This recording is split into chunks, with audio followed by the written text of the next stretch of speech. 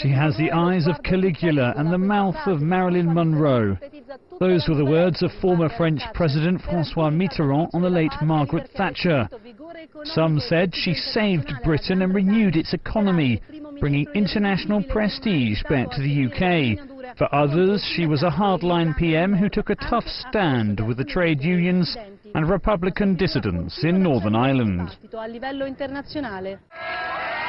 Britain's first female Prime Minister had a prickly relationship with Europe during her 11 years in Downing Street. But it hadn't always been that way. Margaret Thatcher had been a vocal advocate of Britain staying in the European community, the precursor to the EU, whilst in opposition. Once in power, however, she fiercely defended Britain's interests. At one summit in Dublin in November 1979, Thatcher kicked off her campaign to lower the UK's contributions to Europe's budget. She argued that her country's small farming sector meant it gained little benefit from the common agricultural policy, where the lion's share of the money was spent. More than 4 years later, she succeeded in winning the infamous UK rebate, a source of much debate in Brussels even today. Whilst Thatcher supported the single market, she was opposed to closer political integration. She delivered a famous speech in the Belgian town of Bruges in which she railed against a European superstate exercising new dominance from Brussels.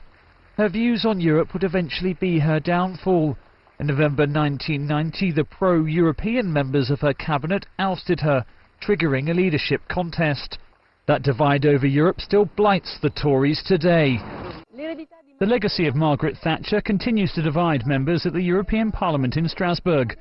We asked some MEPs how they would remember the Iron Lady.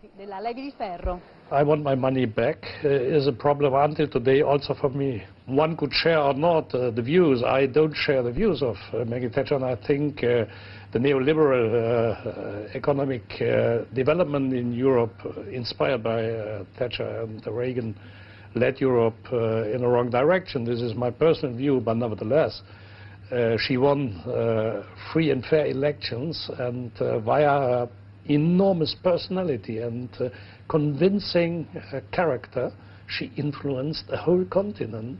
Margaret Thatcher said that she is able to do business with Gorbachev, and she understood that he's defreezing the communism in the Soviet Union. My nation, Poland, also owes a lot to Margaret Thatcher for the fight against communism. She was not by mistake called Iron Lady by a Russian newspaper. They understood what kind of a change in international politics she is doing through her rule and through her commitment to the values. She has profoundly, and that's her legacy, discredited what we call real socialism in post-Soviet or Soviet at the time bloc. So for us, she will remain an icon of free world and of commitment to the fight for freedom. She saved the nation.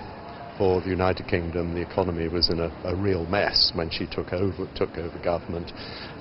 It was a mess that 3 previous governments had tried to resolve and failed, and yet she did. She took the basket case economy of Europe and turned it around into what was at that time quite a leading economy. That was a wonderful achievement.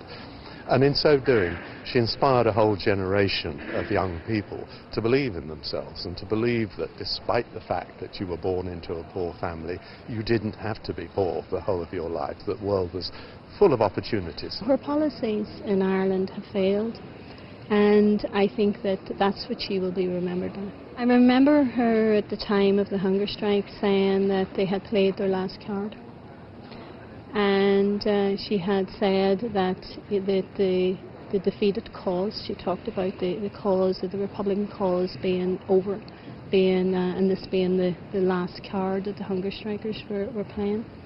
And here we are, I stand here as a former prisoner, an ex-prisoner who had served 10 years in an English jail and 3.5 years in Ireland before being released under the term of the Good Friday Agreement.